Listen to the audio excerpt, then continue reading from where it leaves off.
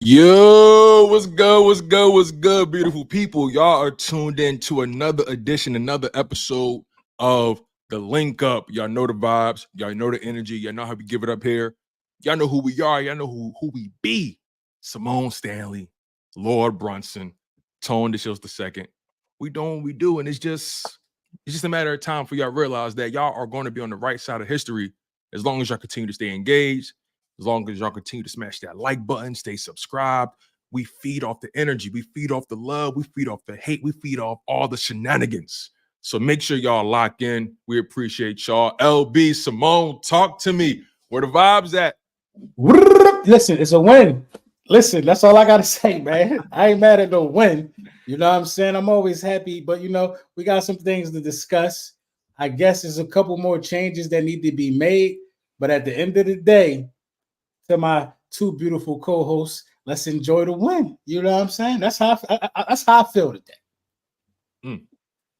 Same. I feel like it's Victory Monday. It's been 3 weeks since we've had a Victory Monday, so I'm just feeling good. I saw it was a lot of discourse going around on the streets, on the internet. No reason for me to discourse on the Lord's Victory Monday. I'm feeling good. Yeah, I'm with y'all on that. It's like, a lot of people tried to really pull the rug from under this win.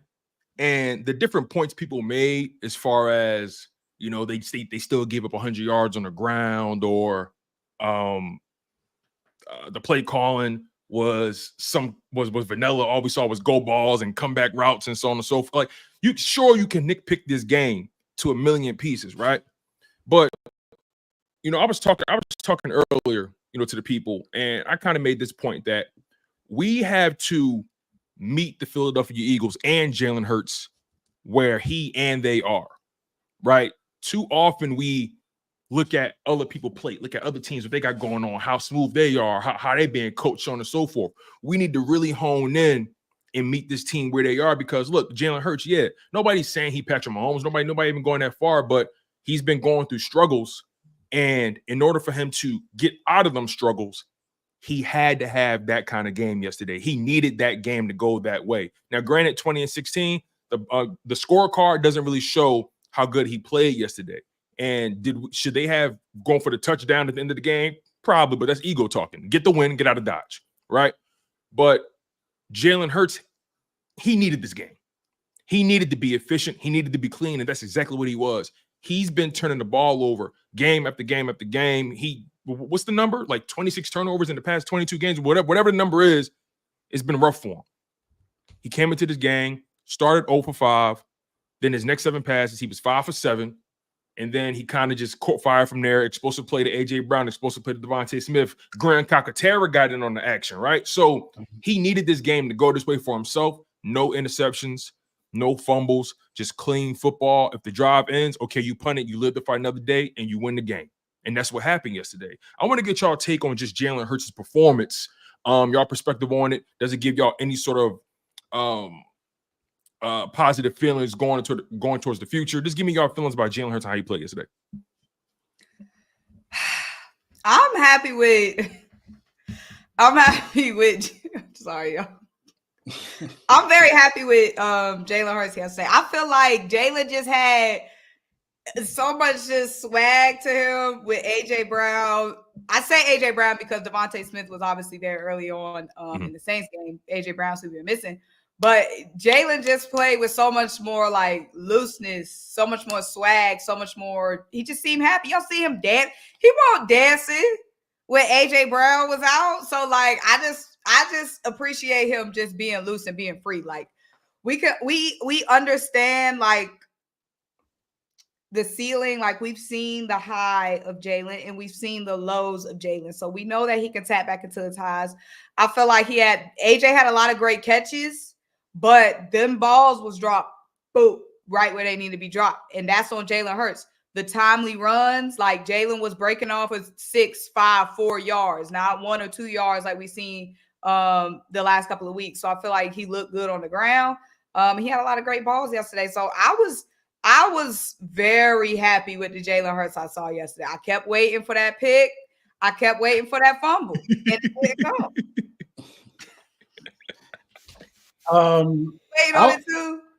I thought it was got tipped to AJ. Remember he threw the ball to AJ and it got tipped a little bit. Like I thought it was gonna happen then, but nonetheless, was that on a touchdown pass or just incomplete? No. It wasn't the touchdown pass. It was just like I think it was like in the middle of the field, just like your standard like short quick slant, something like that. I think it got tipped. Matter of fact, Jeremiah Koromora, the linebacker. Oh, when he just was not even looking, just put his hand up. Yeah. Oh, that's crazy. Yeah, when he deflected. That was just you just gotta chalk that up to good D. But and those are Jurgens, the Jurgens snap too. That threw me too. So those are the type of plays that just haven't went our way. Like that's usually a pick with the luck we've been having. But Jalen Hurts' play yesterday, I thought it was what it needed to be. We're not going to make it seem like he went out there and threw 5 touchdowns or nothing like that. But he played a clean, efficient game. And that's all you needed to do was go out there and win. See, yesterday's win was a confidence-building win, I'll say, for both sides of the ball. You had a lot of mental errors or whatever the case may be, but Jalen Hurts was extremely efficient throwing against the zone. And a lot of people have this stigma that he can't read defenses. I think he was like 80% passing against the zone. He knows where his guys are at now. You know what I mean? I think he got a better grasp of just where players are supposed to be and things of that nature. But, the only thing I don't like is I still can tell that we run in Nick Sirianni's scheme. I just don't like that. You know what I mean? AJ Brown can do more than run a go route. You know what I mean? Devontae Smith can do more than run underneath drags. I think we still need to be a little more creative because the thing that's bothering me is this.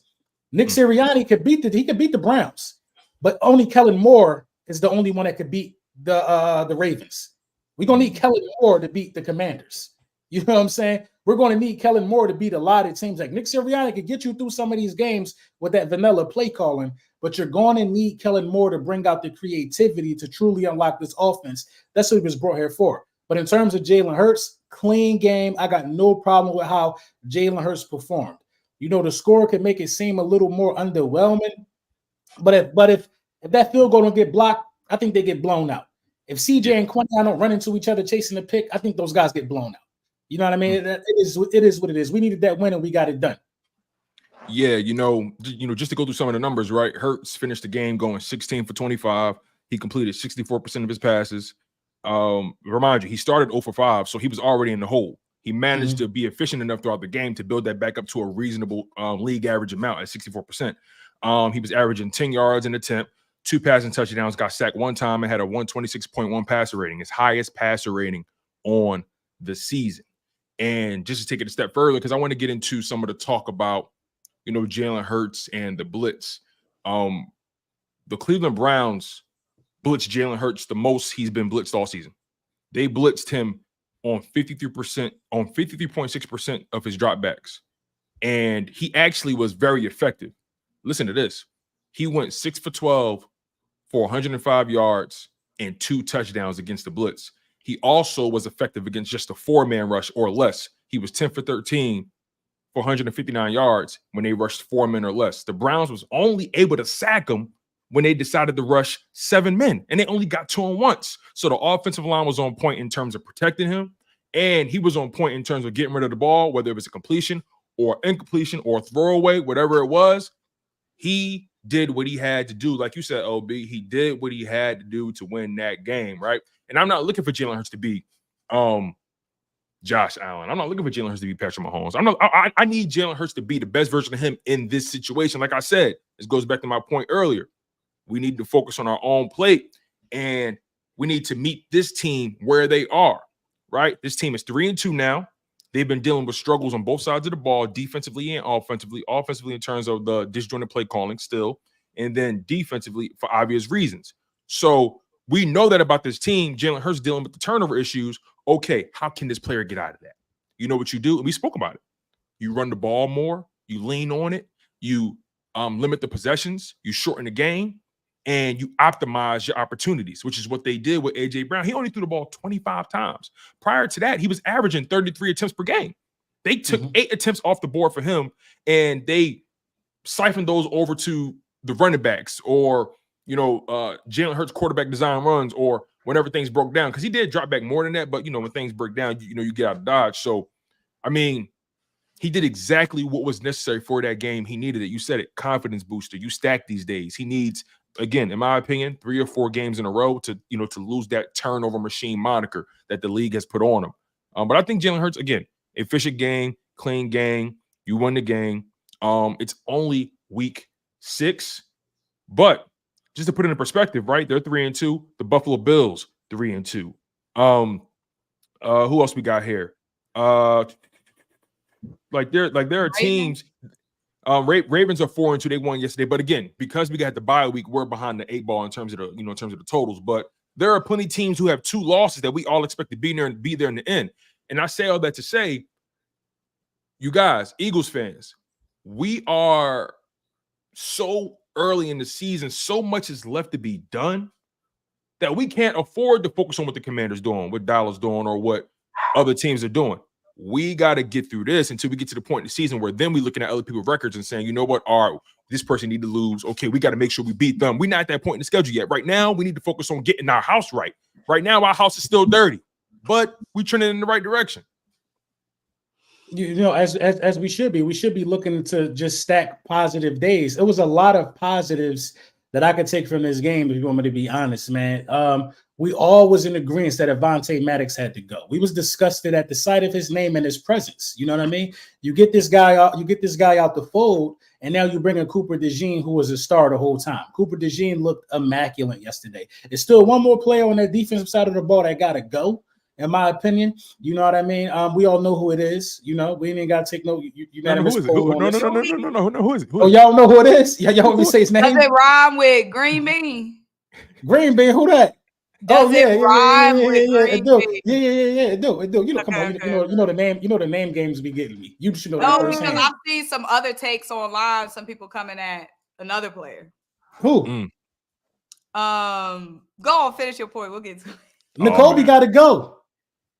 He got to go. He can't cover. He don't tackle well. He just out there. He just an in shape. He just an in shape personal trainer with some equipment on, running out there, just putting. What he doing? You know, I would like to see more of Keely Ringo, because Keely Ringo want to hit. You know what I mean? I think a good combination to have on this field moving forward is I want to see some Keely Ringo with Cooper DeJean and Quinyon Mitchell. I know a lot of people say, well, Keely was getting burnt or whatever. No, Keely forced a real critical offensive pass interference that pushed them guys back, you know what I mean, late in that game. You know what I mean? Cooper DeJean knocked Elijah Moore out of the game. Cooper DeJean was everywhere. That was a huge stop. That was a huge stop. Yeah. I don't know. I'm on the fence when it comes to Keely. Like, when it comes to Keely over Slay, like, Keely is going to be a dog, but I still feel just a little bit more comfortable with Slay right now, because I agree 100%. Like, now, mind you, when Keely comes in the game, he is getting thrown into the fire, which means he doesn't have time to adjust. So, like, that is like a downside. Like, he's coming in the fourth quarter. He's coming in the third quarter. Like, he's getting thrown in the game. So it's going to be hard for him to adjust on the fly. But every time Keely in the game, it's a big bomb downfield. They target him. They target him for sure, but you got to put Keely in the game. I'm going to tell you, this is why I believe you got to be in the game. Keely got to be in the game because Keely wants to tackle. Slay do not want to tackle. So Slay being in the game during these run downs and these run possessions, it just don't make sense sometimes. In obvious passing situations, yes, put Slay in the game. But Keely Ringo, if it's a possibility they're going to run, you need to have Keely Ringo out there. So for you, Slay would have got ran over and been in the ICU on that play where Keely put Buddy down. So for you, it's a mentality discrepancy that you're talking about, right? The fact that Keely, from a toughness aspect. You know, you can say what you want about CJ. CJ ain't been playing his best ball, but CJ has a toughness to him. CJ had that big tackle yesterday too. He had his best game yesterday. Right. And he wasn't down on not letting Quinyon get his first pick. I understand the mindset of a person like CJ Gardner-Johnson. I don't give a damn who first pick is about to be. I'm going to try to go get that ball. I'd rather them both collide for the ball than both guys be guessing like, no, I think he going to do it. And then it's a catch. That's a good point. I didn't. You know what I'm saying? That's a good point. Because you know what I'm saying? I was mad about it. But nobody I was said mad that. too. I was mad too, but I had to think about it. Like, you got two people that want that ball. That's a mindset thing. That's a mindset thing. Slay, it's like, Slay would have been like, I think Quinyon gonna get his first one. Let me see. Then Quinyon would have been like Slay the OG. I'm not gonna do nothing. Now it's a catch because nobody don't react. That's a good point. I did You know not. what I'm saying? Think I about I like the mindset. I want everybody going for the ball. You can't lose when everybody going for the pill. You know what I'm saying? So I like that mindset, but I don't think so. CJ just come with a toughness thing. You know what I mean? You add Quinyon toughness thing. You know, Reed Blankenship was toast. That was a touchdown. Here come Cooper DeJean out of nowhere hustling. That's a toughness thing. Those are toughness traits. You know what I mean? And Cooper DeJean got a little pop to his hit too. I didn't know he was hitting like that for real. No, yeah, but I think Keely just need a little more time on the field. That's what I'm saying. Just put him out there a little more. Yeah. Keely definitely need a little bit more time. When I say it's like if the game was about to start in 5 minutes and they like throw somebody on the floor, I would just go with Slay just because he's just more comfortable in the defense. Yeah, that's just the downside with Keely. It's like when is the opportunity for him to go out there and get those reps? He's only an insurance policy, and you know that doesn't really help his development. Now Slay was a little gimpy. We got to see what the injury report looking like next week because to be honest, I don't think Dallas Goedert going to play. I don't think Dallas. I don't think so either. Or Mailata. But here's the thing, though. You got the Giants. You got the Giants next week. So if you want to face anybody and you're missing a Dallas Goedert or potentially Mailata looked bad, but if you're missing anybody, you know that's the game you probably feel a little bit more comfortable missing, and because the Giants are missing Kayvon Thibodeau for like 4 to 5 weeks, so they're compromised as well. So Malik Neighbors just chilling on the sidelines. He's coming back for that Eagles game, but you know the Giants, they ain't sweet. They're not sweet on that defensive side of the ball. They lead the league in sacks, and I understand missing Dallas Goedert. I wouldn't be that mad if I knew Mailata wasn't going to be out for sure because Brian Burns was having his way. So and that's the side of the field that Mailata would usually. I don't think Mailata would have been able to stop him. So who are you going to put in there in that situation? They run a lot of stunts. They're doing a lot to get Brian Burns involved more. Calcaterra can't block, but he can catch, and he can run after the catch. So you know, you just got to get Nick Sirianni out of here, man. Get him out of here. Let Kellen Moore. Because remember last podcast, you was trying to keep Nick Sirianni. So you remember last show we were trying to convince LB that Nick had to go. You was riding with Nick last show. So I gotta play that back. I had a reason, I'm sure. I think basically he was saying was because remember I told you they would fire him before they missed the playoffs. And I think your position was, and again, I don't want to finagle what you said, but I think what you were trying to say was that would probably do more harm than good firing him mid-season when you're trying to make a deep playoff run. Just roll with what you have and then make the move after the season. Is that what you were trying to say? Or is that your position? So right now, as of today, because I vaguely remember that conversation where where it was going. Right now, as of today, firing Nick Sirianni will not hurt the Philadelphia Eagles as a unit. It won't hurt them. I'm gonna keep it a beam because you most likely will make Kellen Moore the interim head coach. That means Kellen Moore will call the plays. I looked at the chart for AJ Brown and Smitty, and it's like the same shit from 2023. Did you see the comparison between week 1 and week yesterday? Right. But this is the thing that's bothering me though, guys. And you know, I don't want to be long-winded. I'm letting somebody else speak their piece. This thing that's bothering me though. You could blatantly see when Kellen Moore is calling the plays. Kellen Moore called the mesh route where Dallas Goedert sealed the game in the Saints victory. Yes. You know what I mean? Kellen Moore called the mesh route, or Jalen Hurts audible to a mesh route that Kellen Moore put in the playbook for Smitty when he got his touchdown yesterday. So you blatantly can see the wrinkles that Kellen Moore has in the offense, but Kellen Moore ain't in control. And that's what's holding us back. Coming off of a bye and not scoring in the first quarter is ridiculous. We ain't scoring in the first quarter since like 5 months. Stop right there. I'm glad you said that because that goes to the idea of everybody knows your first handful of plays. Let's just say your first quarter plays. Everybody knows your first quarter is scripted. That's the way it goes. You script plays so you can get on the board early, so you can get into a flow, right? You game plan for that. You practice those plays religiously. They're failing at the script. That's a problem. That's a preparation issue. That's a disconnect between head coach, OC, and quarterback. Like, how are you? See, remember there was a portion of the season where whenever they got off script, we were like, damn, they ain't got no answers when they off script. On script, they cool. Now it's off script, they better than they are on script. Right. And I don't understand how you continue to start these games the way you're starting them. How many weeks in a row where you can't even get a first down on your opening drive? Not forget a touchdown, a first down. This how confident they were. They took the ball first against the Browns. And I'm going to correct myself. Jalen Hurts actually audible. I saw my guy D-Lo in the chat. Jalen audible into both of those, mesh routes. That helped seal the game. Kellen installs that. He installs that option, that choice for him. So right. Kellen has given him, but that's a lot on the cerebral, development of Jalen, because he's recognizing man when he's doing it. Oh, wait, man, we're gonna run this mesh route because nobody's gonna be able to stay with Goddard or Smitty. So yeah, so it's a lot to go into that. Yeah, for sure. We was all over the place just now. I'm gonna just say that because I was about to comment on the Kobe D. And then we got flipped to talking about Ringo, and then we got flipped to talking about offense Nick being fired, and then we got talking about LB did that shit. Not scored in the first quarter. It be Tone though. Tone be like, "I'm glad you said that." Every time I say something, so then it goes somewhere else. Let me take it all the way back to the Kobe D because let's let Symone install some order here. For sure. First of all, Nakobe Dean, bro, when it was that last, it was a one-score game late in the game.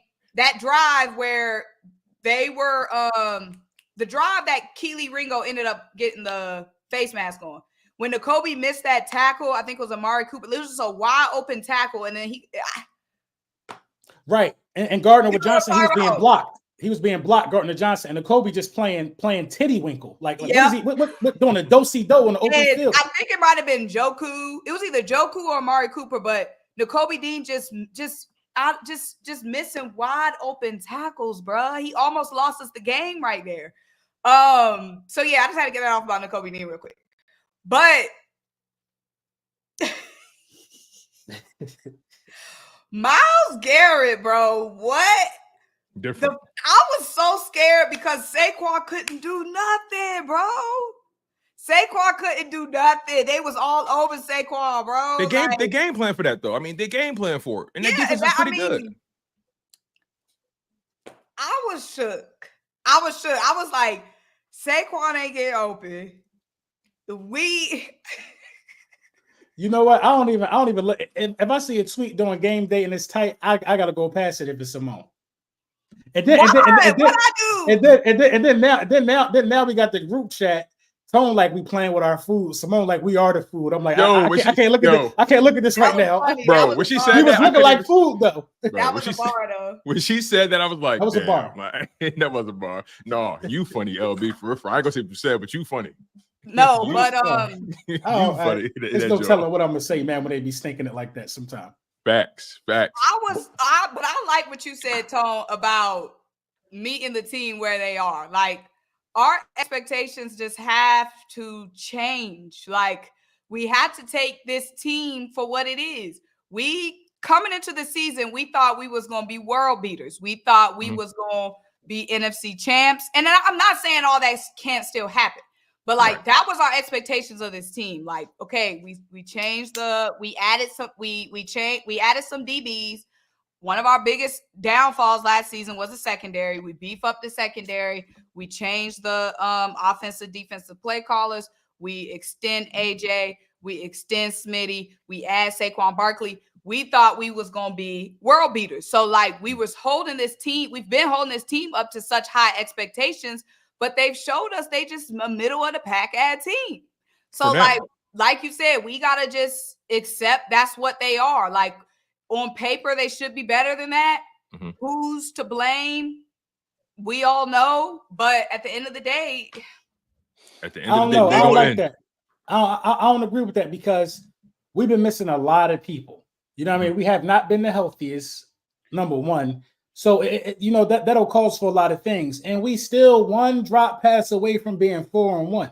We can't lower the expectations because what's on paper is on paper. I don't think it's generational talent all over the place. I can't lower the expectations. It's unfair. LB, we was not healthy. Right. And this isn't me being negative Nancy. This is me being, it is what it is. Izzy. it is what it is, Isabel, is who I'm being. I'm not being negative, Nancy.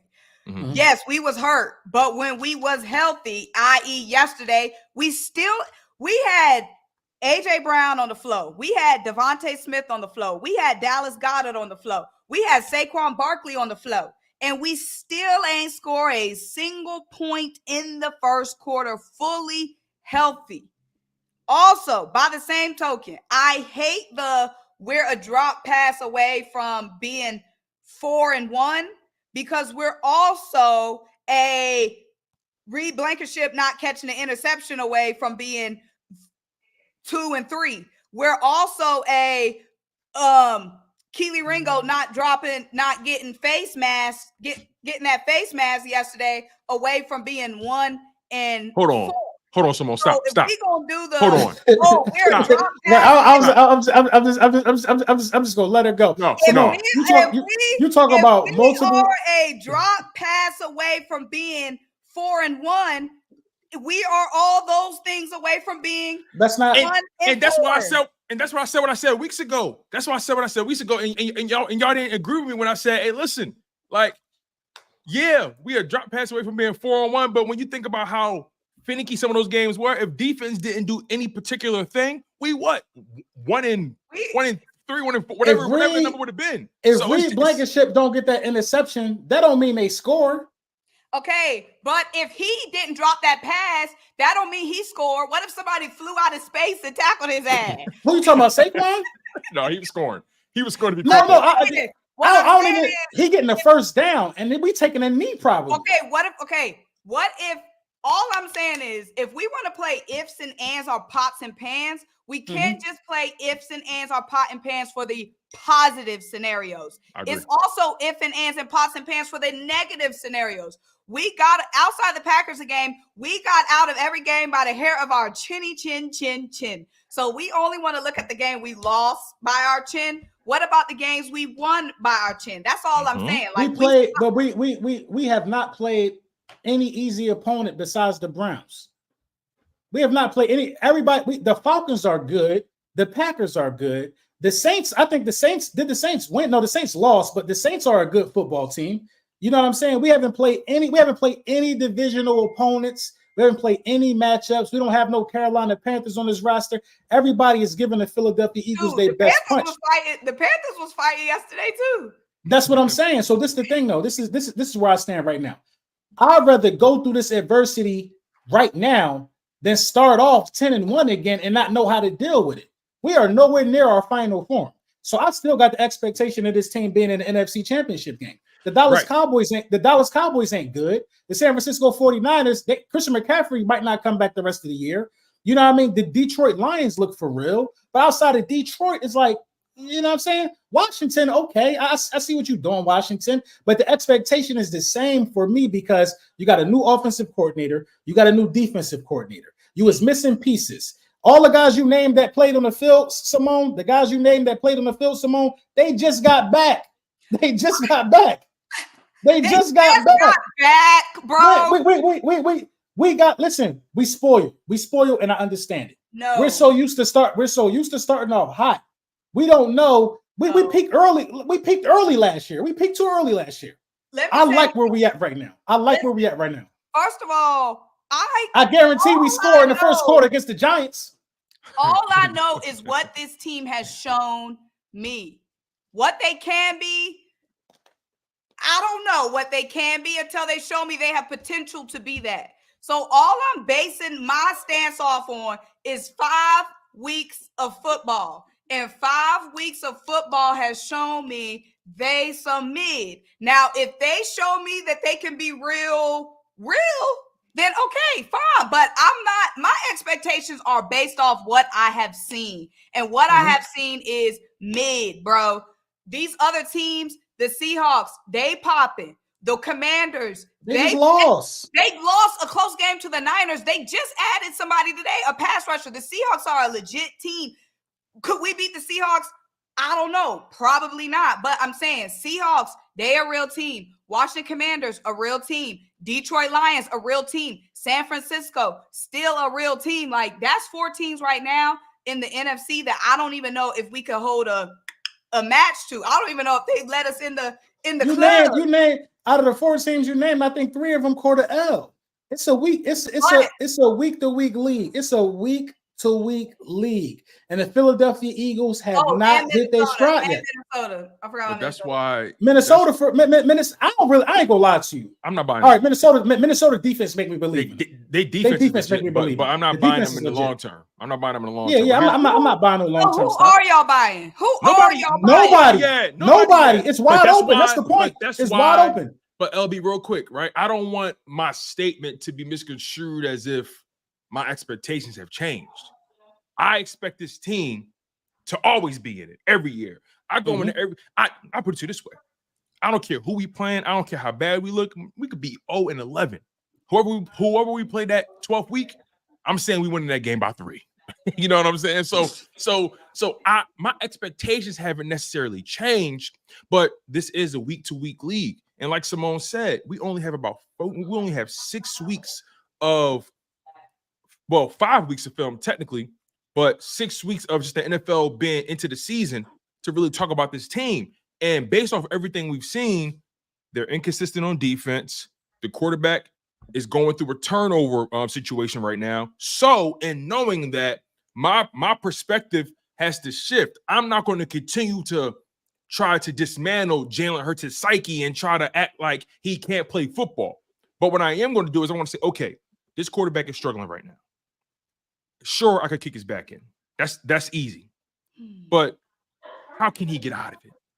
That's the conversation I want to have, right? That's where my perspective is being shifted. That's me trying to meet him in particular, where he is. Okay, he's been turning the ball over. All right, what can the Eagles do so they can win games while he crawls himself out of this hole? And that's the kind of performance he needed to have yesterday, because even though he wasn't lighting the world on fire, putting up 4 and 5 touchdowns, he was efficient, he was clean, he got out of the game with no turnovers. You carry that and you build on that, and that's me meeting him where he is. I'm taking it week by week.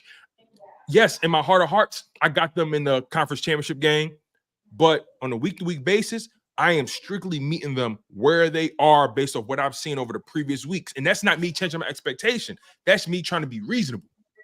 See, okay, so let me ask y'all a question. Do y'all like the Eagles against the Giants? Yes. I don't know. Just like you said, then we play when we trot out on the field, like on paper, yes, we should go in and beat the Giants by multiple scores, but that's the same thing that should have happened against the Browns. Like, we don't know what in the past couple of years, we knew what to expect from this team. I don't know what to expect from this team. Fully healthy, besides Britton Covey, coming out of the bye week at home versus the Browns, and that should go down to the last 2 minutes at home, fully healthy, with the best wide receiver in the league, with the best running back in the league, with this stout offensive line, with Jalen Hurts not turning the ball over, and we still in a dogfight with the Cleveland Browns. The Cleveland Browns. So that's why I'm saying, when I look at this team, and I forgot about all these other teams, you telling me this team we see right now, not the potential that we have to be, not what we could be, what we should be, what these boys have shown us. I don't feel confident if the playoffs started right now. Good thing they don't. It don't, but I'm saying all we had, like, y'all are talking about potential and what we could be. Mm-hmm. We have 5 weeks of film, bro. I'm assessing off what they done shown me for these past, 15, these past, concluding last season, because this is a continuation. The Falcons, we not beating them. From what I've seen from this team, we not beating the Falcons. The Bucks, we ain't beating them because they already, even when we popping, the Bucks got our car. We ain't beating the Falcons. We ain't beating the Bucks. I don't got us beating the Lions. I don't got us beating San Francisco 49ers. Y'all could call the Seahawks mid, but I don't got us beating the Seahawks. DK going boom, boom, boom, boom, boom, boom, body us up. That's 5 teams in the NFC. Minnesota Vikings, that's 6 teams. Like, we should be, but like. What's the difference between the Eagles, the Cleveland Browns? Well, no, what's the difference? Real quick. I want to answer that question, LB and Symone. What's the difference? What's the difference between the Philadelphia Eagles and all those teams Symone mentioned, right? It's one thing, really. Coaching. They better coached. They better coached. They better coached and they better prepared. They're better coached and they're better prepared. That's the only difference. So personnel ain't the reason why Symone don't feel like we could beat any of them teams. They're just going to come into the game with a better game plan and they're going to be better prepared. Like, and they have an identity. I mean, all that. No, let's keep it real. Identity comes from the coaching. Identity comes from coaching. Exactly. They're just gonna be better. They're just gonna be better prepared. But I'm telling you, man, out of a lot of the teams that Symone beat, the Philadelphia Eagles can and they will beat a couple of them teams. I'm telling you, they can and they will beat a couple of them teams. Not with Nick, bro. The coaching. Probably not with Nick. Now, the Cleveland Browns are a little better than what their record would like to indicate. The Cleveland Browns ain't give up 20 points to a lot of people. The Cleveland Browns do play savage defense. Now, they've probably been blown out twice against the Cowboys and who else got them? And the Commanders. You know what I mean? They've been blown out twice, but the Cleveland Browns ain't out here just getting exposed. They're not just out here just getting ran out of games. They're almost in every single game for real. You know, what's important is we won the game. Now, I agree. It's going to be tough to win some of these games if we don't change what we're doing. But at the beginning of the show, Tone alluded to the fact that you're not asking Jalen Hurts to be Patrick Mahomes or Josh Allen. You're just asking him to play clean and be the best version of himself. The best version of Jalen Hurts will produce the same result as a Josh Allen or Patrick Mahomes. If Jalen Hurts don't turn the ball over, we will win in spite of some spotty, play calling. Which is why he has to stack these days, which is why I'm meeting him where he is. He's clearly not at that point yet where he can gunsling quite yet. He needs to be clean. Right. Limit the risk. Once he's stringing together those 3 or 4 or 5 games where he playing clean, he hitting his people where they're supposed to be, they putting some points up. Then all right, now Jalen, rip the Band-Aid off, rip me up the plastic. I bet that can brand new. Like, I need you to get in your bag now. But as of right now, Jalen Hurts needs to be,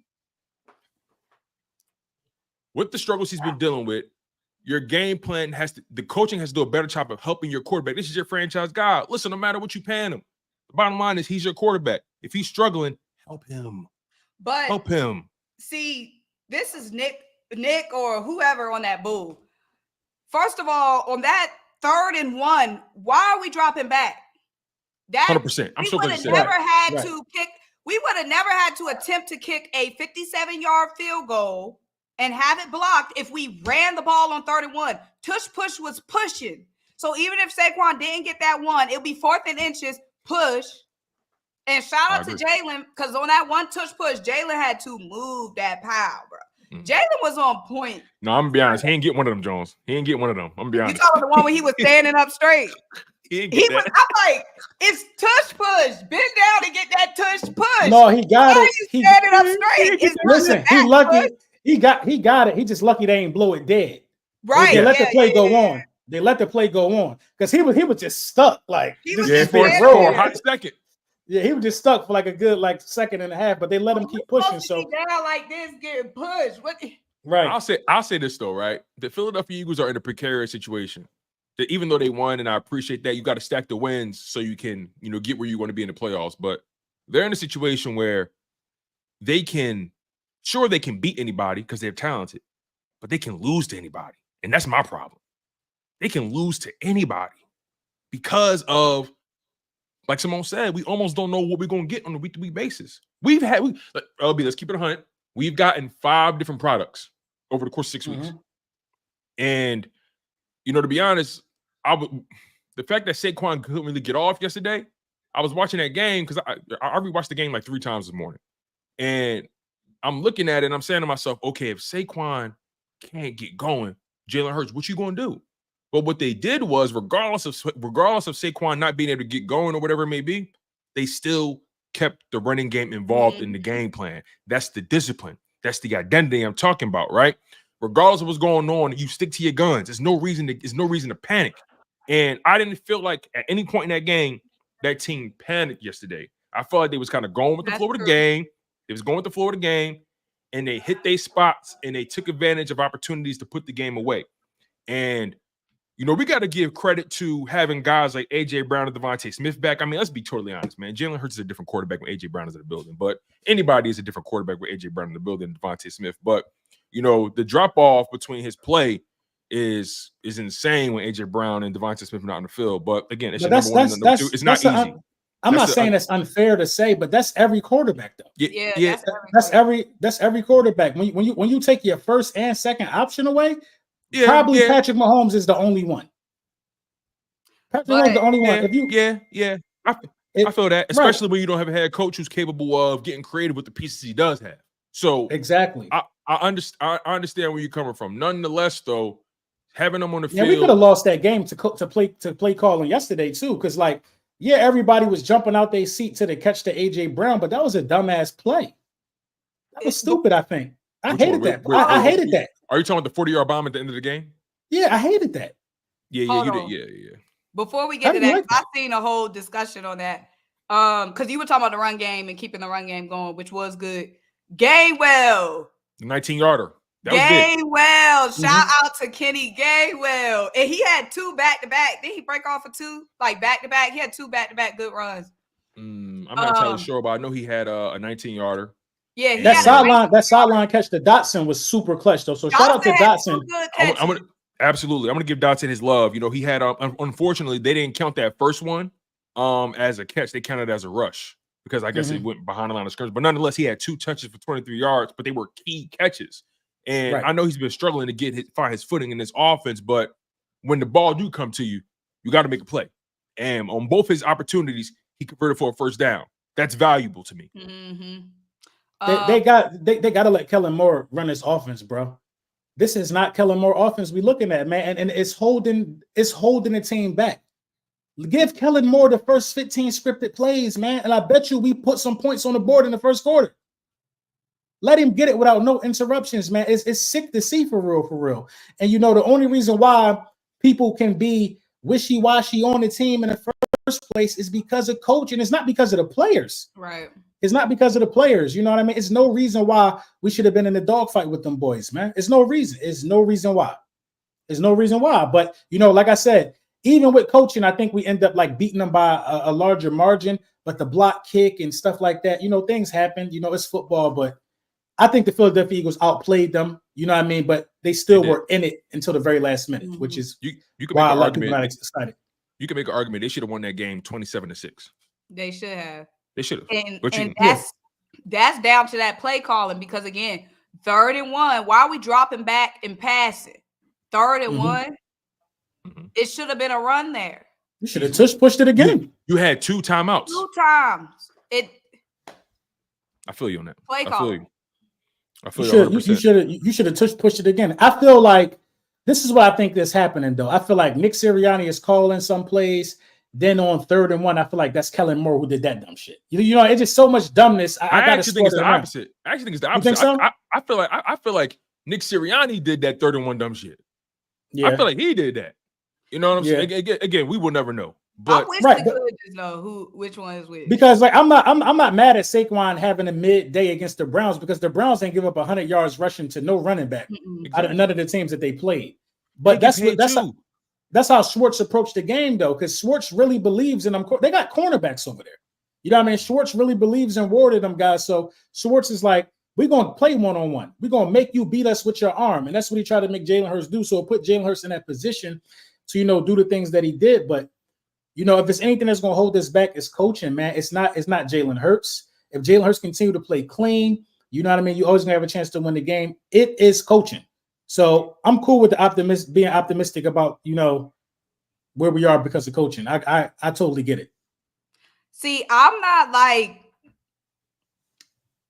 y'all know it's so hard because we have so much talent. It's so hard to be like, you know, we suck, we mid because of all the talent we have. But the way I'm just approaching it now is when I say I don't have any expectations, it's not like the team can't.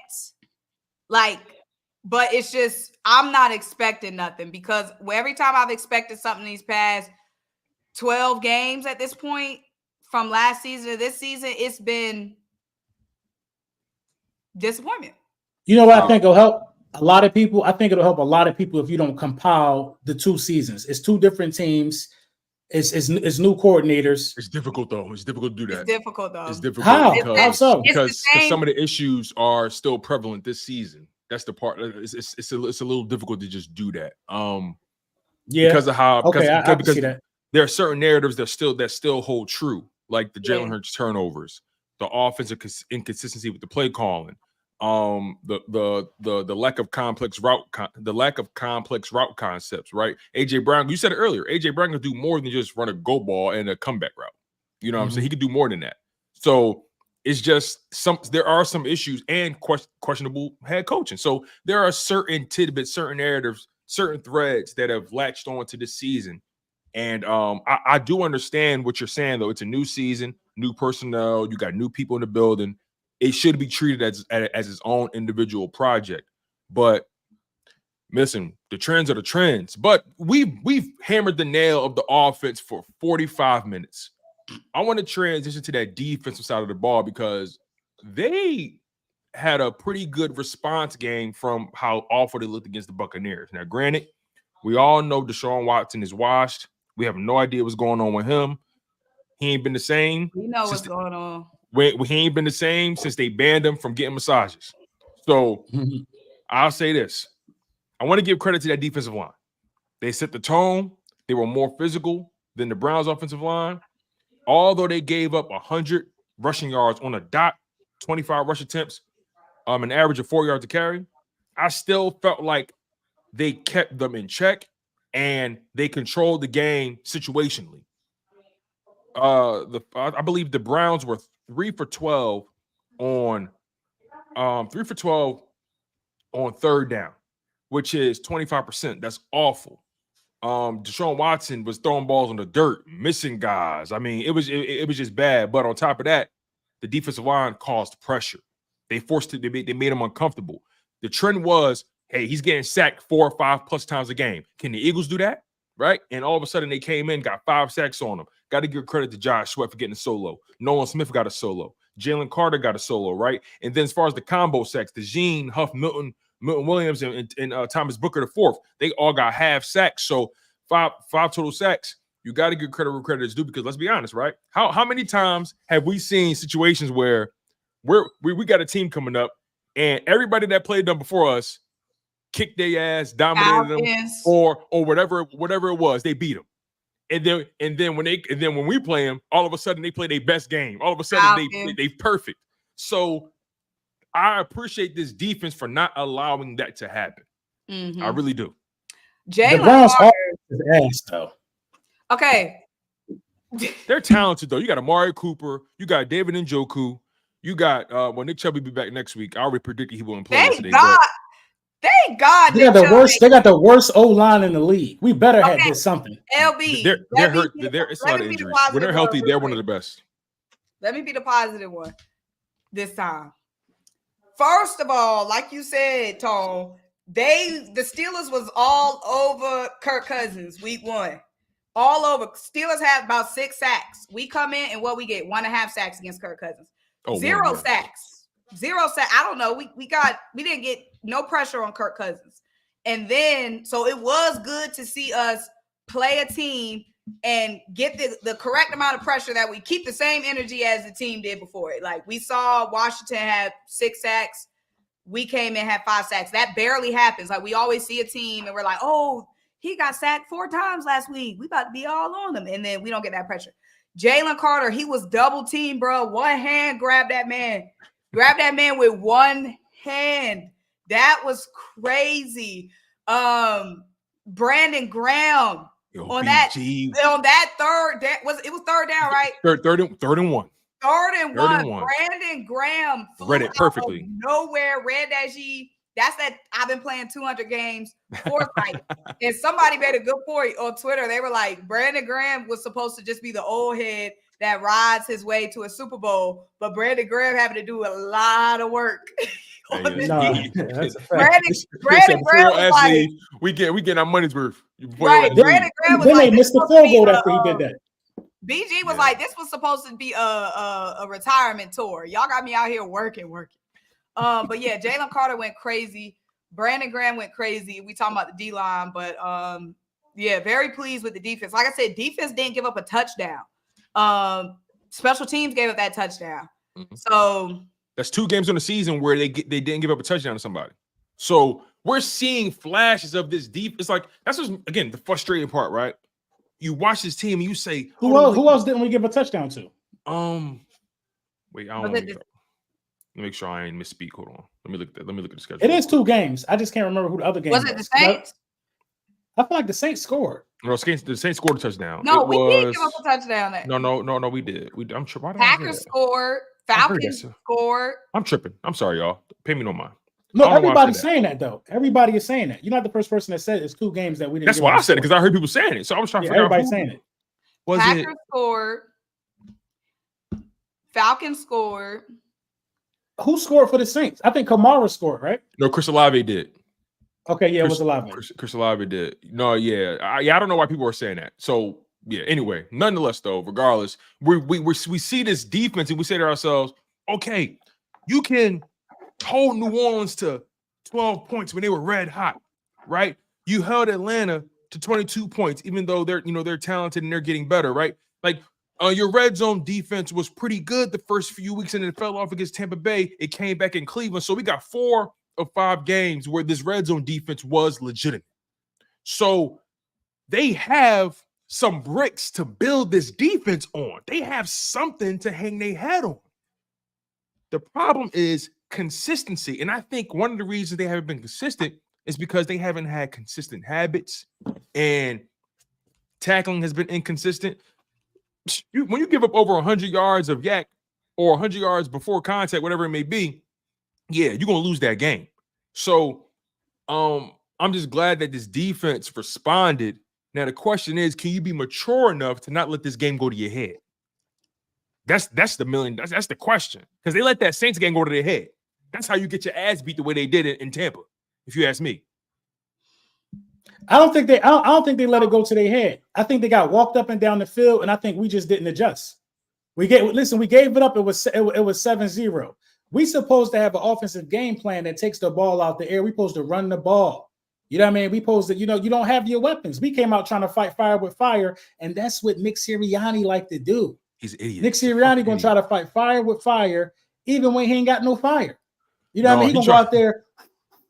You know what he's trying to do? No. He trying to fight a flamethrower with a bic. Like he's like, you know what I'm saying? These guys got Mike Evans and Godwin, and you out there, Dotson, John Ross. You know what I'm saying? You know what I mean? You just out there doing anything when you should be feeding the ball to Saquon Barkley. But like I said, it is what it is. What did y'all think about Nick talking trash? Nicholas need to sit his ass down. I ain't gonna hold you. You tweeted that. I was cracking up. I ain't gonna hold you, bro. When I saw that, I'm like, dude's a fucking kid, bro. Like, dog, like you have a high profile job. You are the head coach of the Philadelphia Eagles. You coach in a city with one of the most diehard fan bases in sports, and you trying to pretend like you don't know your team. Listen, I don't really put too much stock in what some of these national guys say, but Emmanuel Acho said something that was very simple but profound. Nick Sirianni, you've been in Philadelphia for 4 years. What you mean booing isn't productive? You know this city, you know this team. Like, why are you acting brand new? Why are you acting like we don't boo you going into halftime if y'all ain't got no points? Like, why are you acting dumb? And then they was throwing stuff at the team at the Falcons game. Let me cook when they was walking off the field after we lost. And then he had the nerve. He had the nerve to bring his kids to the press conference. Like on a Super Bowl week. No, he thought he was gonna soften the blow.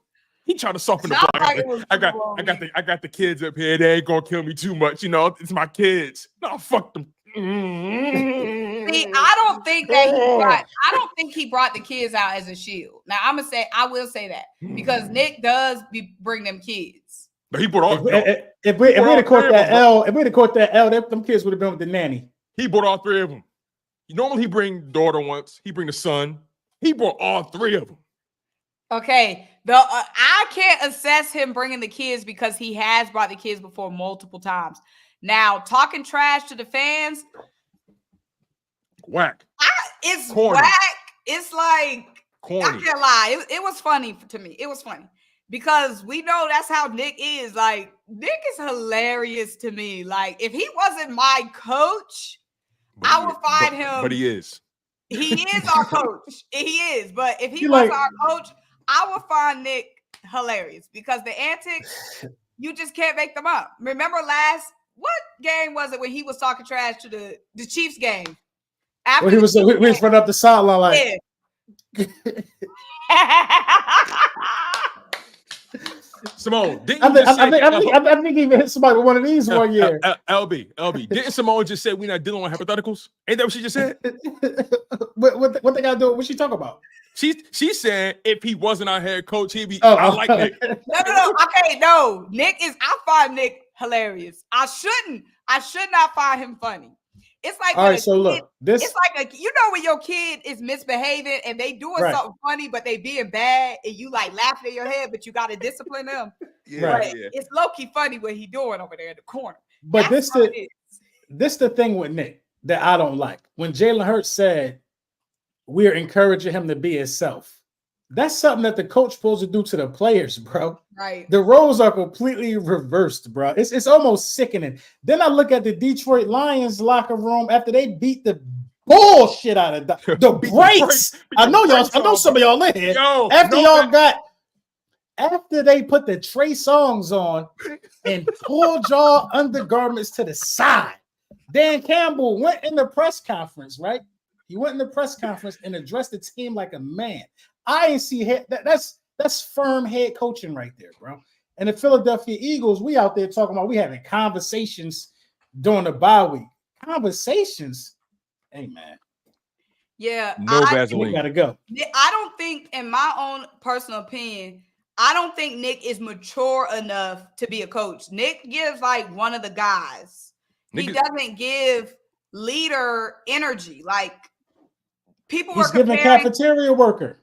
Nick in the is giving LaSalle head coach. Like he's giving DT. He's giving you know what Nick gives? Nick gives a high school football coach. Absolutely. Like as a high school football coach, you got to be not one of the guys, but like you're relating to teenagers. So you got to be cool. You got to be fun as a high school coach because playing football is still supposed to be fun. You don't want guys to lose their love of football because they're still in high school. This is the pros. This is a business. This is serious.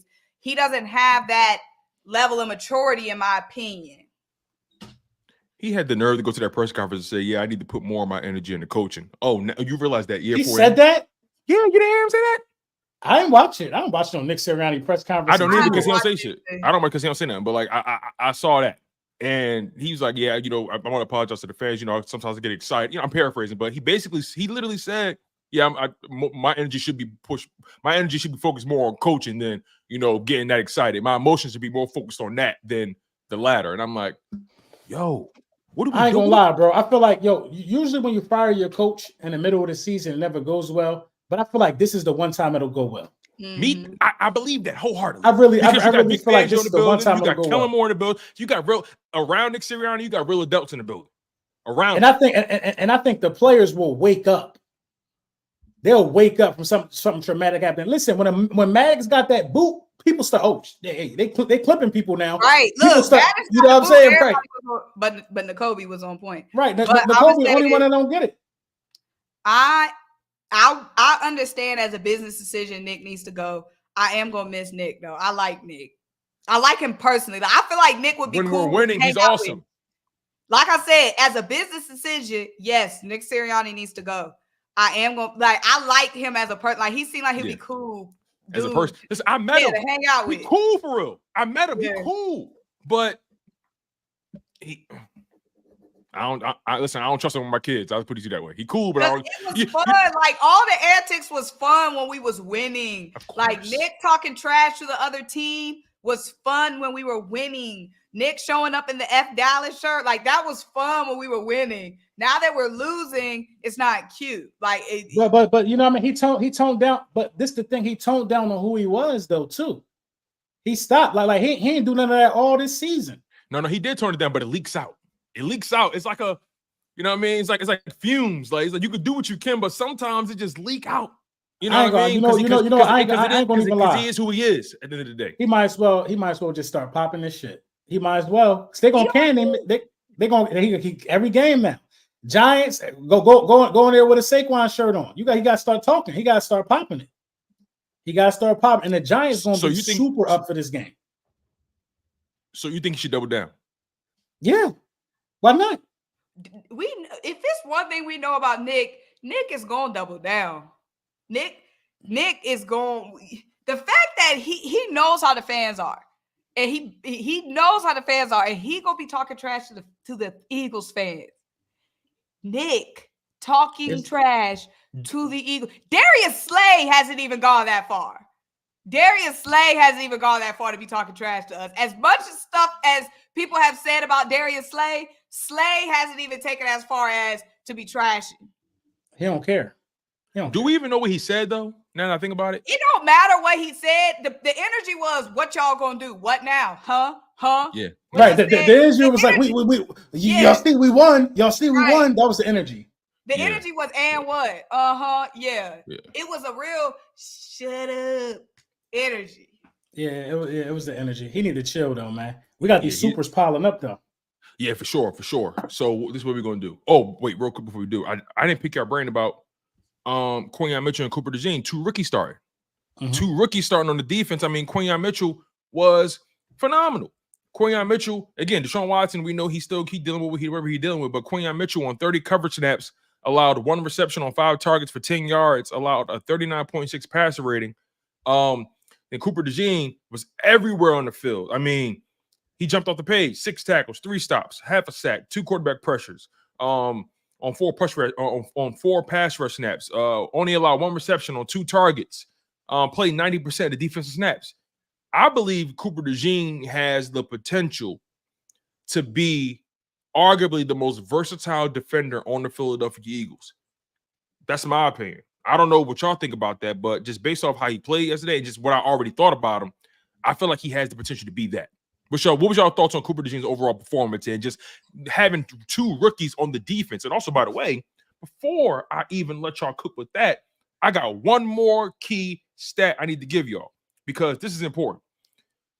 Quinyon Mitchell has been targeted as the primary defender 31 times in his rookie season. He has the most targets on him, more than Darius Slay. And he's a rookie. You would think that. Opposing quarterbacks are 15 of 31, completing 48.4% of their passes, no touchdowns, no interceptions, targeting Quinyon Mitchell. He's given up a 54.9 passer rating on the season. That boy's a pro. Quinyon Mitchell is the best cornerback in the NFC East. It's as simple as that. He's the best cornerback in the NFC. He's better than Diggs. He's better than Bland. I think he's more technically sound than Diggs. Yeah, I think he's better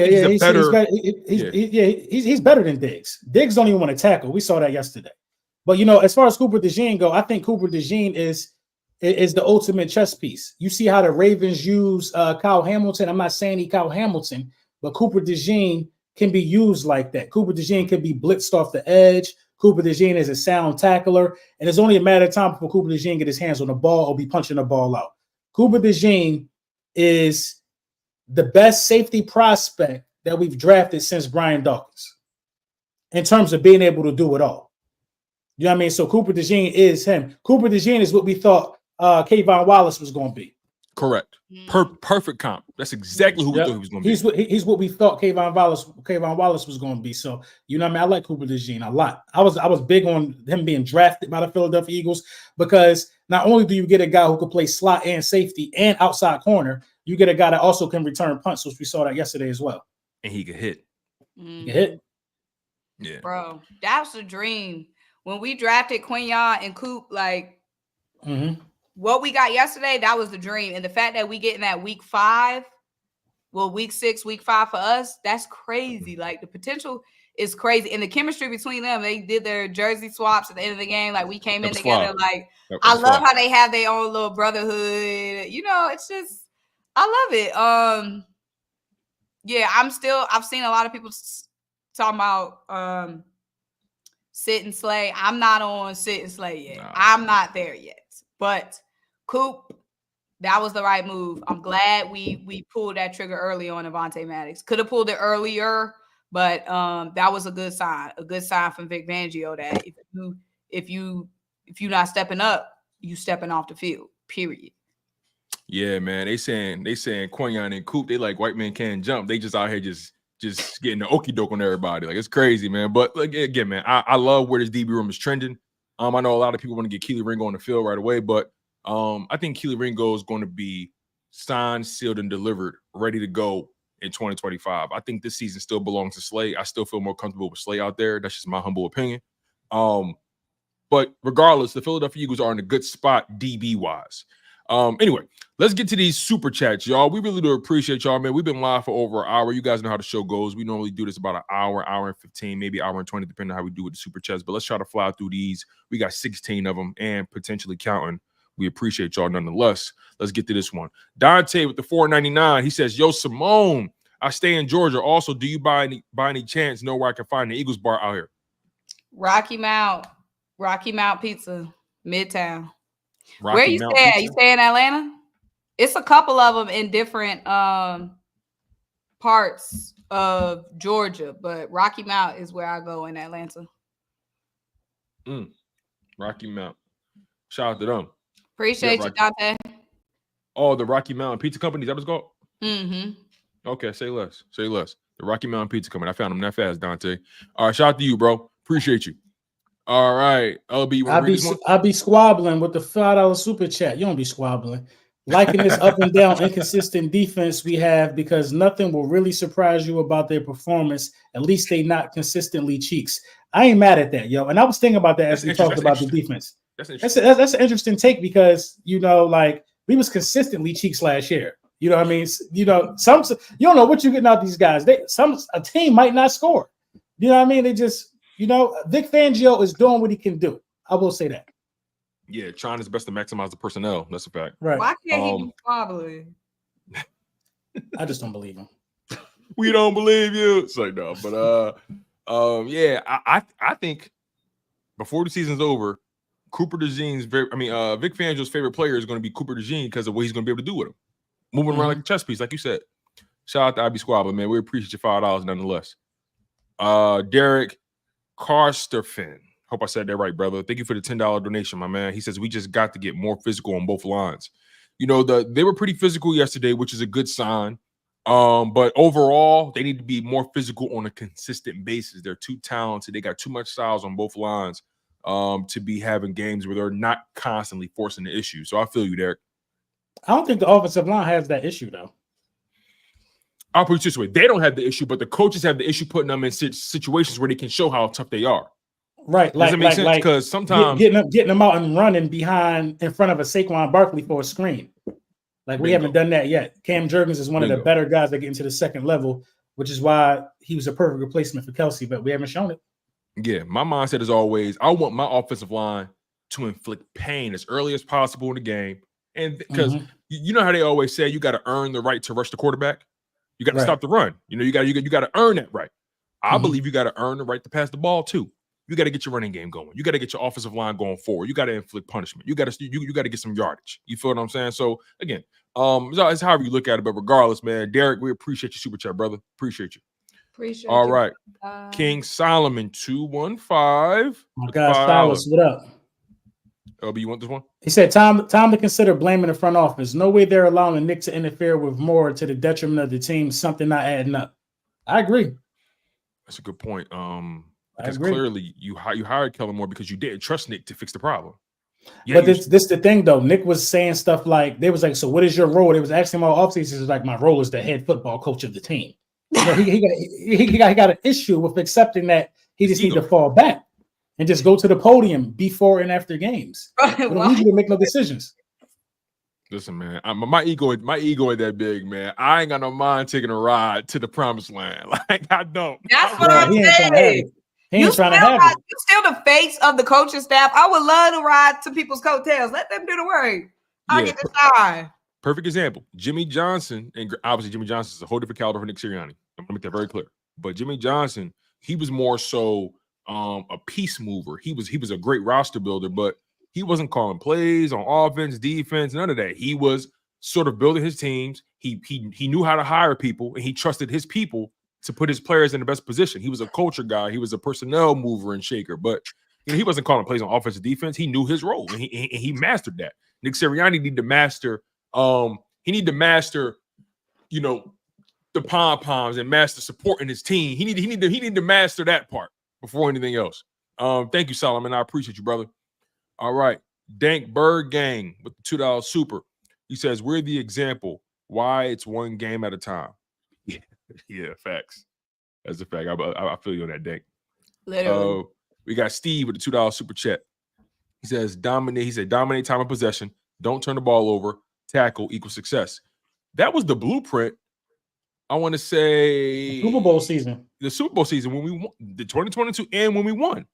Mm-hmm. We were at our best when we were dominating time of possession, running the football, getting our play action going. Like even when we had Carson Wentz and when we won the Super Bowl, like we were running the ball a lot. You know what I'm saying? They went out and got Jay Ajayi when they already had LeGarrette Blount. You know what I'm saying? Like so that shouldn't change. That shouldn't change. Thank you, Steve. We appreciate you. Appreciate you, Steve. War. You want to read this one? War V, man. Thank you for the super chat. He said a win is a win. Blowout means nothing. Cowgirls blew out bad teams all the time. You see what happens to them every year. That's a good point. We happy for the win for sure. Mm-hmm. We happy for the win for sure. But when do we get to let our hair down in the second quarter and say this over? Man, you know what I mean? We just want one of them. Hopefully Sunday. I'll be humble and say just dominate the first half so I could just chill the second half. Like you know what I mean? Right. The fourth quarter, like anything but the last 30 seconds. Yeah. They taking us down to the final seconds of these games. My guy Worf doubled up on them. For sure. Symone, this for you, Symone. Symone, this the NFL. Everybody get paid millions. Broncos beat the Bucks 26-6. Okay. When we gonna get a 26-6 though? Yo, man. When we gonna get that one game where we shown we dominate? We in a dogfight. All these good teams, they all got a win, a decisive win. Yeah, and the Lions got a couple of them. We don't have a decisive win under our belt. Yeah, and this next 4-game stretch, you got to get at least 2 because it's a confidence booster, not just for the team but for the fan base. It's like these next 4 teams you playing, you beat the Browns, but then you got Giants next, then you got Bengals, then you got Jags. The Bengals offense, they're gonna put up points in some fashion. You just got to do the best you can. But Jags, Browns, Giants, you got to smack the hell out of them, man. You got to. But to Symone's point, watching these games, man, to the final 30 seconds, to the final hour, it's like, it's a workout. I burn calories watching these dudes. Like for real. My resting heart rate shoots up. Praying. I was literally praying. I haven't prayed for a game in a minute. I said, Lord Jesus. I used to pray for times like this. I said, please don't let us lose to a Predator guy. I said, I know it might be some Browns fans praying, but I was like, we don't got no Predator on our team. At least, God, please, God. We can't lose to a Predator guy. Please, God, please. You out of pocket. You out of order. I was dead. That was Mo's prayer. Y'all heard of Sierra's prayer, so y'all better thank me for that win because I literally said, please, God, I haven't come to you about the Eagles in a long time, God. I let last season go, God. Bro, we're going to smoke the Giants. But I come to you, God, and say, please. I feel it. I really feel it in my blood. Is that a home game or a road game? No, it's a road game. We're going to smoke them on the road. I'll be squabbling with another follow super chat. We are either getting rolled by the Giants or we smoking them. There's no in between. I don't want to keep seeing all these damn nail biters every week. I feel the same way. Get ready for a nail biter because we're gonna be in a goddamn nail biter. Man, oh man, I think Quayon get his first pick next week. He getting close, man. Quayon should have 3 picks on the season so far. But I want Quayon on Neighbors. Of course, the whole game. I'm glad I agree with you 100%. I don't want Slay on Neighbors. I don't. But y'all ain't ready to give up on him. Get him out of here. I ain't say Slay at the top of his. I ain't say Slay at the top of his craft. Still, I mean, I still think Slay top half of the league. I mean, top like I rolled the dice on that. I still think he's top half in the league. But I ain't mad. But anyway, I be squabbling. Thank you, brother. All right, let's see where we at. Yo, long way. What's going on, bro? With the $2, appreciate you, man. He says, "Where was Jordan Davis? He might be a bust." Jordan Davis actually was holding I'm not. All right, he didn't get no sacks, but he was around the ball. Like, I mean, in my opinion, in that game, what did y'all see from Jordan Davis in that game? Because I felt like he was around the ball. I felt like he was being physical at the line of scrimmage. They be ready to call this man. He ain't do nothing to get his name called, or nobody ain't called his name in a negative way. So I guess he did his job. Fair enough. Any game, and somebody gonna be calling it. It wasn't an Eagles Sunday without somebody calling Jordan Davis a buzz. Damn, it's 7:40. I didn't know it was that damn late. Oh, we did start late. Yeah, that's my fault, y'all. Sorry about it. We would have started earlier. No, but I definitely got to let the people know because they thought we were starting at 4. Someone still thought we were starting at 4 or 5, whatever it was. Yeah, had some internet issues, got it fixed, but we back in action. We appreciate y'all for still locking in though. And I appreciate my co-host for for holding it down. Thank you, Long Way. We appreciate you, brother. Vonnie outside. Vaughn, what's going on, bro? He said, love Jalen, but he checked into those AJ deep balls. I don't know. He probably did. He probably did. But if you're gonna get, that's not a bad play for AJ Brown to be deep. But he could do more than that. If he 1-on-1. It's not a bad play. It's not a lot of people that could guard AJ Brown in that situation. That's true. Oh, that's a solid. And Jalen threw that long one with confidence. So I feel like Jalen did audible to that one. He threw that 40-yard one immediately.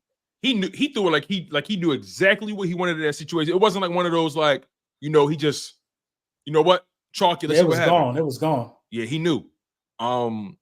He must have read the defense and felt and trusted the matchup, man. He won. Shout out to Vaughn, man. We appreciate you, bro. Be safe outside. Yo, long way back again. Package Dean and Slate for Max Crosby. Hell with it. They ain't getting Max Crosby for them 2 niggas, man. You might. Come on, bro. Something can happen. For Dean in there is crazy, bro. But I mean, shoot, if that trade machine is successful, I'll take it. But if that trade machine is successful, that's funny, man. Madden gonna be like, "You're not serious. Y'all play Madden, try to force a trade." Anyway, shout out to Long Way, man. We appreciate you. Squabbling back again. He says, I feel like a complete game is too much to ask for from this team. I wonder when this offense will straight up drop 30 again or win all 4 quarters. Here's the thing. I'm glad you said that. Week 1 was the clear Kellen Moore game. Every game after that has been iffy. Seriously. Every game after that, from a play calling perspective, has been like, damn, is it Kellen or not? Week 1, we felt it. We saw it. It was evident. There's a clear discrepancy between what's going on between Nick Sirianni and Kellen Moore. Nick Sirianni keep putting his finger in the damn pot. When your mom was cooking back in the day, right? She said, listen, don't touch the food until it's all done. Nick Sirianni keeps sneaking in the kitchen, putting his finger in the damn macaroni. Bro, back off, man. Let the food cook. And what's crazy? Jalen was lighting the Saints up. He was lighting the Saints up to a degree. We just wouldn't take 3 points. Yeah, he was. We just wouldn't take the 3 points. He was lighting them up. Yeah, man, that's a fact. Appreciate y'all be swabbling. Yeah, appreciate you, brother. You're a long way back again with a $10 super chat. It's for you, LB. He said, yo, LB, I feel you, my guy. Nick ass gotta go. Straight trash. It's a fact. We ain't gonna debate. There we go. Squabbling back again. He says, imagine we lose to the Giants. LOL. Nick gonna bring his wife and grandma to the podium crying in the arms and she. I should have made Symone read this one. That's funny, man. That's funny, yo. Again, I'm all for bringing your kids to the press conference like after a real big, dominant win, a big game, a primetime game, not no afternoon game, dog. Like, bro, don't bring your kids back unless it's the game that to get to the NFC Championship at least. Yeah, I get it. Then, like, and look, ain't nothing against the kids, man. Like, I don't want to make it seem like I'm going at the kids. It's not about the kids at all. It's about Nick Sirianni being a man and just standing up there on his own too. Anyway, War V, man. Yeah, War. I ain't gonna lie. I've been going crazy. Oh, did Sidney play? Sidney Brown ain't play last week, did he? No, he ain't play. He was inactive yesterday. War V, thank you for the super chat. Sidney Brown just going to unlock this defense even more with Q and Coop already playing well. I agree. We keep forgetting about Sidney Brown. We really keep forgetting about Sidney Brown. You know what I mean? I think we're gonna run a lot of nickel when Sidney come in and have Coop around that line of scrimmage. So, are you taking somebody off? What's it? Kobe Dean. Yeah, Isaiah Rodgers. You could take Kobe Dean off the field, and you're in the big nickel. You could do that. Yep, you can take Kobe Dean off the field. You can play big nickel. I don't like Isaiah Rodgers yet. I gotta see something. I don't like him. No, listen. I mean, I'm not gonna say he's bad, but like I don't understand why people are so excited about him. Like, I don't get one snap. He had one snap. Yeah, he got hurt. Oh, I mean, look, man. We understand you beat your case, but like, That shit over, man. It's over, bro. Now you got to do your job. That's like if I do something, it's over, bro. It's over. Now it's still got to go to work. My point is saying that we didn't get to see enough film because he was on the field for 1 second and then got hurt. I agree with that. But you see what I'm saying? Yeah, no, I see what you're saying, but it's like he was like a healthy scratch for like the first 3 games. He wasn't a healthy scratch. His hand was busted. For all 3 of them games? No, it wasn't. No, but that was only week 1. Yeah, that was week one. After that, he ain't touched the field. He ain't touched it. It was only week 1. His hand was hurting. Remember, he posted on Instagram talking about you just got to wait only your time. Only can control. I can control. Yeah, only like that. Oh, that made me sick. Like, shut up, bro. Have some good practices. So you get on the field. Oh, I know what this is. Hold on. Wait, Symone, didn't you interview Isaiah Rodgers? Hold on. I'm trying to ask a question here. No, first of all, I'm asking legitimate questions because LB was ready to write him off, but bro only had 1 snap. So what I'm saying is he had 1 snap. How are you saying get him off the field? He didn't even get a chance. I'm gonna tell you why. Because he ran into Cooper DeJean. Talk about he ain't know. I ain't been feeling him since. How you don't know? He had a good play yesterday too. That really got into your skin. It did. That was crazy. That's crazy to me. Because by you saying you don't know, now the special team coach got to take a shot and he got to go to the podium. Bro, you've been playing football for how long? Thank you, Forrest 5. Forrest 5 said he's not even on the field for you to say get him off the field. I said, who you take off of Sidney Brown? Brunson, Rogers. He not even playing. But listen though, to that same point, he not even on the field enough for people to say put him on the field. That's what I'm saying. Why he don't even need to be active? We could just make him inactive again. What is he active for? You know what I mean? War V, man. Thank you for the super chat. I don't mean who do you take off the roster. I'm saying like, okay, Sidney Brown healthy next week. All right, CJ Reed, like. I mean, I ain't taking CJ or Reed off over Buddy. No, I'm not. That was my question. Like, when Sidney Brown gets healthy, like. If I'm taking anybody off the field, it's gonna be N'Kobe Dean. And run big nickel, yeah. Yeah. War, thank you for the super chat. He said, I don't mind Nick acting crazy. Seemed like the players like it. He just got to stay the hell away from our offense. Yeah, BG was cracking up. BG always laughing up. No, what's his name was laughing too? Deshaun. I ain't like Deshaun doing all that. Every time they showed him, he was smiling. Who Deshaun? Watson. Oh. Every time they showed him, he was in his mask like this.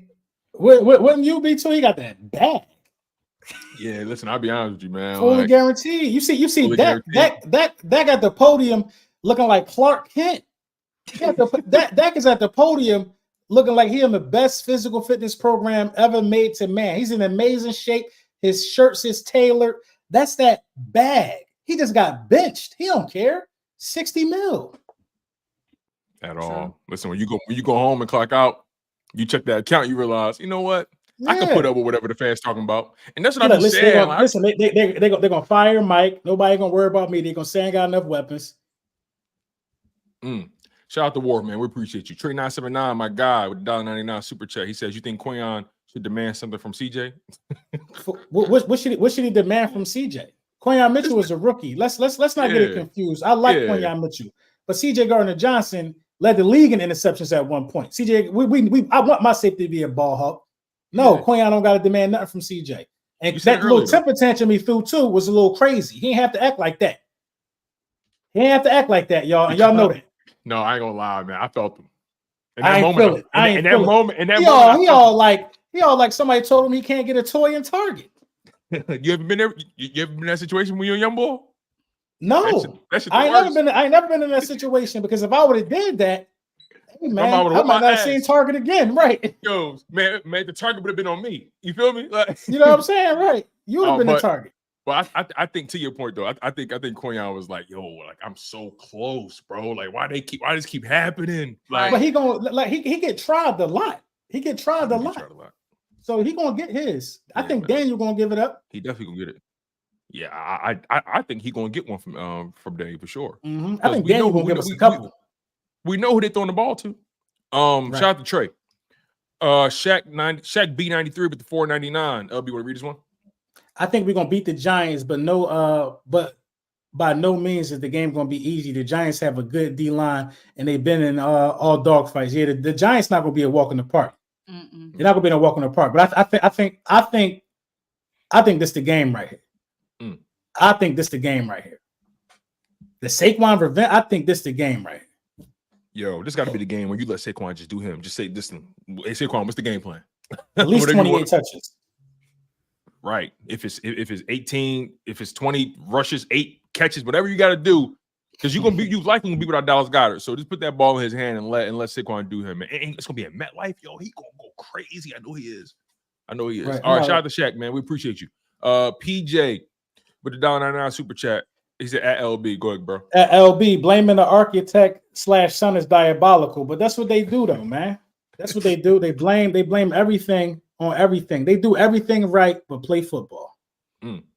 They thought they ate with that pick too. Do y'all see this stream beam of light? Right. They thought they ate with that. They like Jesus is coming down from the heavens right in our face and we can't see. That's why we lost. The hell out of here, man. Get y'all bum asses off the field. Yeah, I watched that game. Crazy. I watched. I was happy. That is I had to drop my kids off. I was listening to the beat down on the radio. I was happy. Bro, smoke. So Rappaport just said that Darius Slay is day to day. So everybody who wanted Slay gone, he back, y'all. He day to day. Keep playing. So Ringo. Keep playing.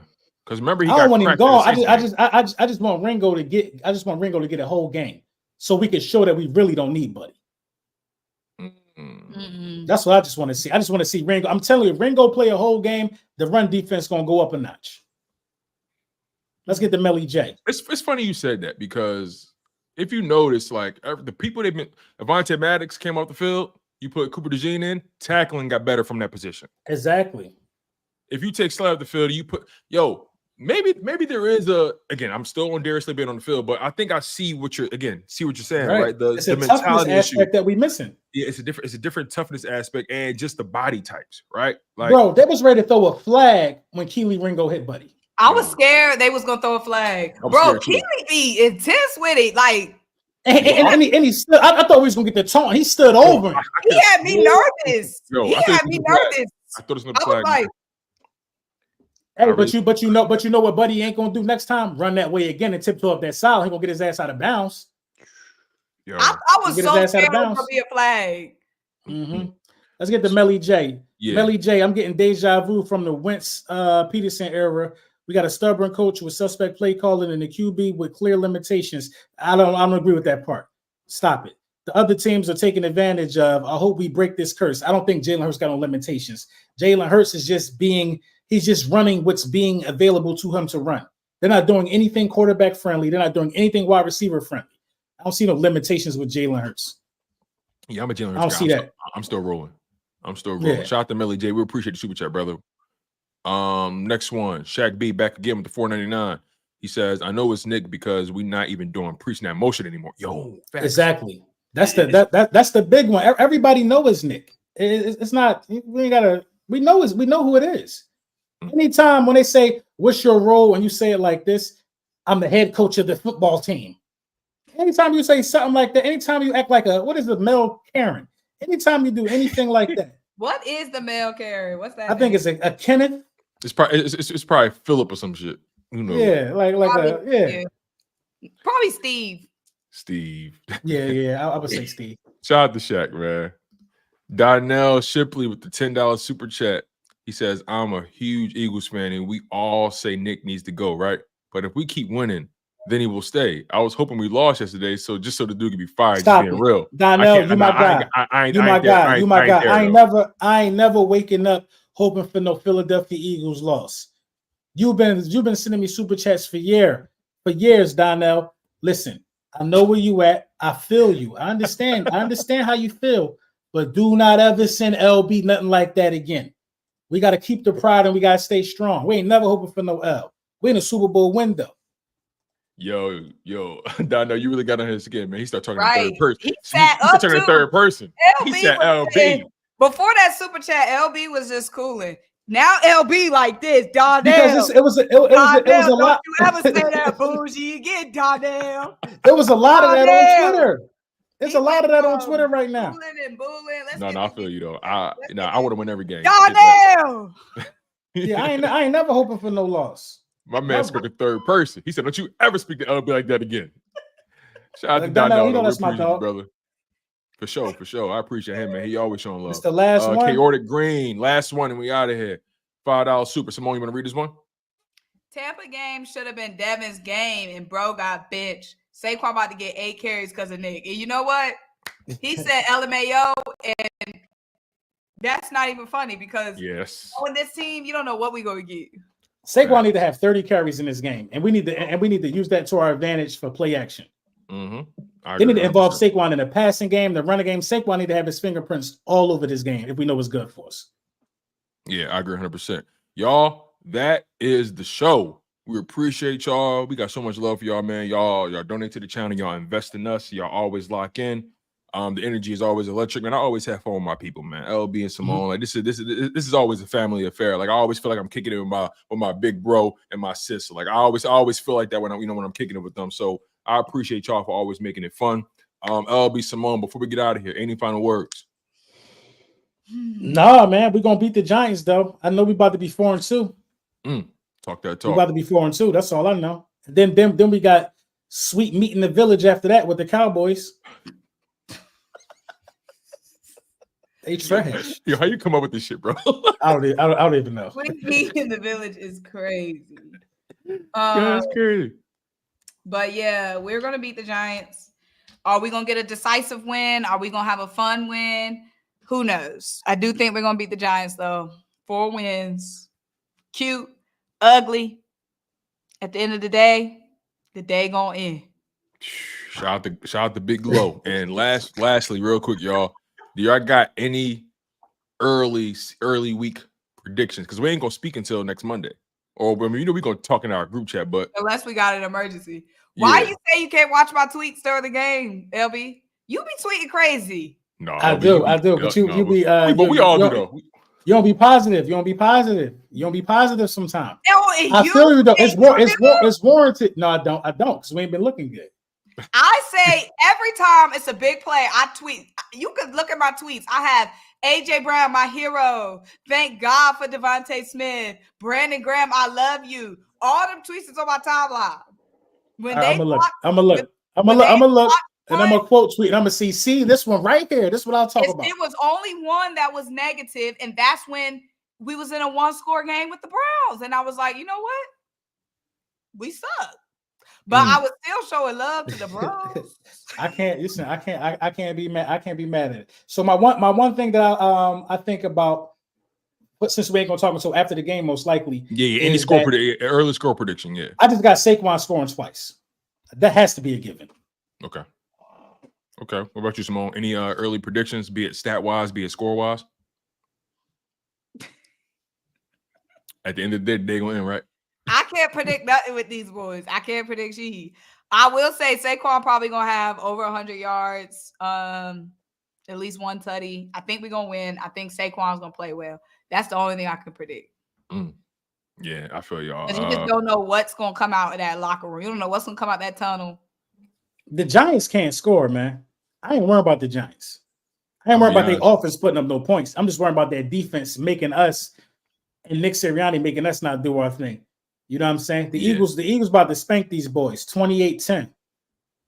Yeah, 28-10. That's not a bad number. I like that. If I got any kind of prediction, I like what you said, LB, about the Saquon 2 touchdowns. I think one of those touchdowns, he going like 70 yards to the crib. Be it if it's a catch or a run, whatever it is, I think he going 70 or like 60 yards to the crib. I think he going take the air out of that stadium. I really do. But as far as the early score prediction, I'll roll with 27-17. 27-17. You know, that's where I'm at with it right now. And that might change. You know, it's early. So 27-17 right now is my Monday score prediction. But nonetheless, y'all, we appreciate y'all. We love y'all. Thank y'all so much for supporting the show. We out of here. Smash that like button. Make sure you guys are subscribed to Laura Brunson. Make sure you guys are subscribed to Symone Stanley. Make sure you guys are subscribed to me, Tone Deshields II from Chalk It Up Sports, where no matter if we win or if we lose, we just got to charge it to the game. We out of here, y'all. Fly Eagles fly.